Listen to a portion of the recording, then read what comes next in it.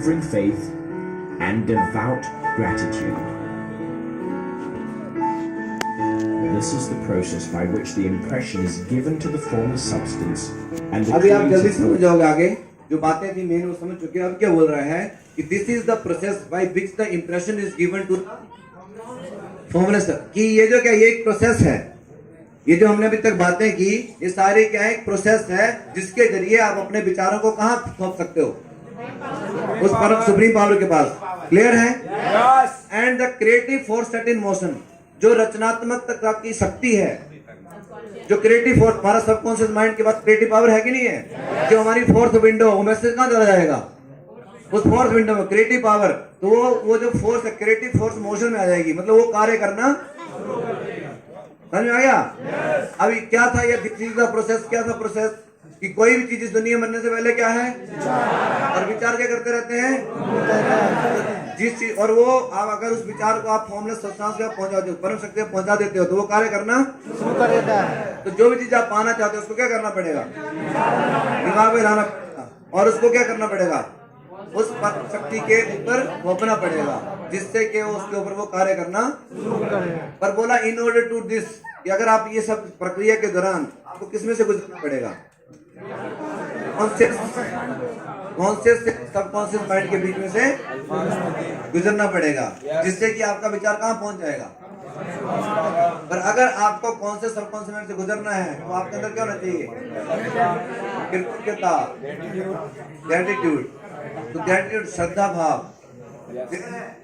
और ग्रेटिट्यूड जो होता है दोनों आपके कॉन्शियस सबकॉन्शियस माइंड को करता है, यूनिफाई करता है, जोड़ता है। क्या करता है? जोड़ता है। क्लियर है? और क्या था? नहीं, एक चीज और थी बीच में कि उसकी आपको मेंटली में जो चीज आप पाना चाहते हो उसकी,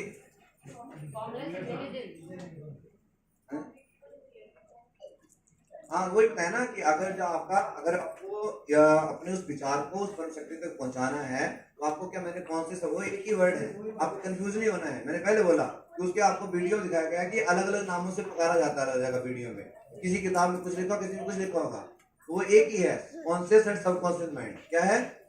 जागृत और अर्ध जागृत, इसमें कंफ्यूज नहीं होना है। तो अगर आपको बोला गया कि अपने विचार को उस परम शक्ति तक पहुंचाना है तो आपको कॉम्पिटिटिव और क्रिएटिव एंड कॉम्पिटिटिव माइंड के बीच से गुजरना पड़ेगा। वही बात है, जागृत और गुजरना पड़ेगा। और इसके बीच में गुजरने के लिए आपके अंदर क्या चाहिए? ग्रेटिट्यूड।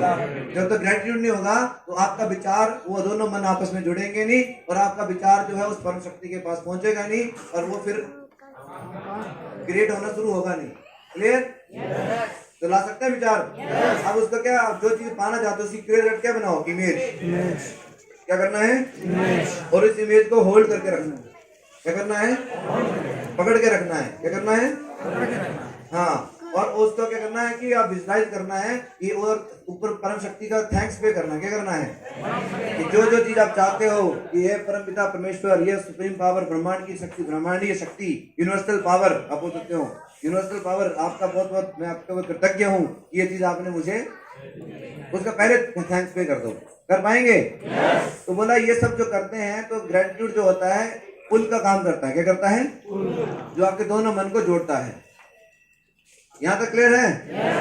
हाँ, तो इसका बोला ये दिस इज द प्रोसेस। ये क्या सब क्या है? जिसके जरिए हम लोग क्या है, by which the impression is given to the, मतलब जिसके जरिए ये सब एक प्रोसेस है जिसके जरिए हम अपने विचारों को कहाँ थोप सकते हैं? इसके ऊपर छाप सकते हैं, उस फॉर्मलेस इंटेलिजेंस के ऊपर। और वो क्या करना शुरू कर देती है? काम करना, वो अपने कार्य में लग जाती है। क्लियर है? अभी इसमें थोड़ा सा टाइम लगेगा आगे, तो इतना याद रख सकते हैं। और ओनली 10 मिनट। कितना? क्योंकि वो लड़के खड़े हैं 11:33 हुआ है, 11:43 पे 11:43 पे मैं आगे का स्टार्ट करूंगा।